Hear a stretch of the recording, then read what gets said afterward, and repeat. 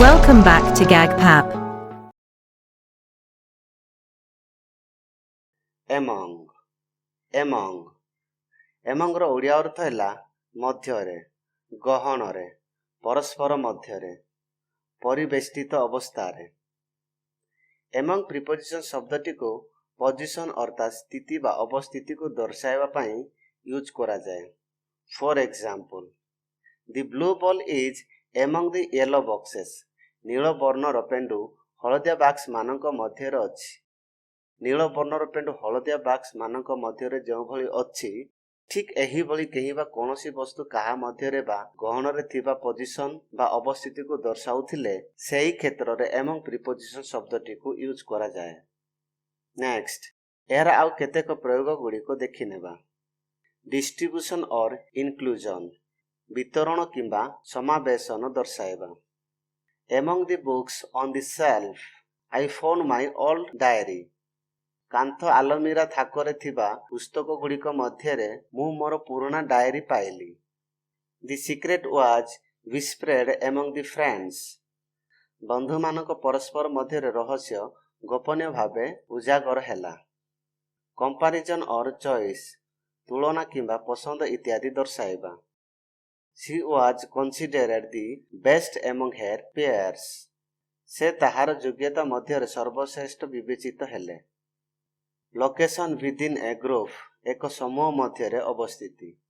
He was lost among the crowd. ସେ ଭିଡ଼ ମଧ୍ୟରେ ହଜିଗଲେ। The house was hidden among the trees. ଘର ଗଛଗୁଡ଼ିକ ମଧ୍ୟରେ ଲୁଚିଗଲା। Sharing or dividing, ଅଂଶୀଦାର କରିବା କିମ୍ବା ଭାଗ ବାଣ୍ଟିବା। The treasure was divided among the pirates. ଧନରତ୍ନ ଜଳଦସ୍ୟୁମାନଙ୍କ ମଧ୍ୟରେ ଭାଗ ଭାଗ କରାଗଲା। Belonging or relationship, ସମ୍ବନ୍ଧତା କିମ୍ବା ସମ୍ପର୍କ ଇତ୍ୟାଦି ଦର୍ଶାଇବା।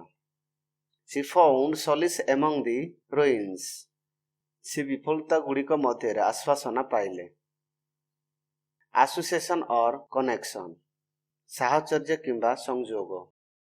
A sense of unity prevailed among the protesters. ପ୍ରତିବାଦକାରୀଙ୍କ ଗହଣରେ ଏକତାର ଭାବନା ପ୍ରଭୁତ୍ୱ ବିସ୍ତାର କଲା।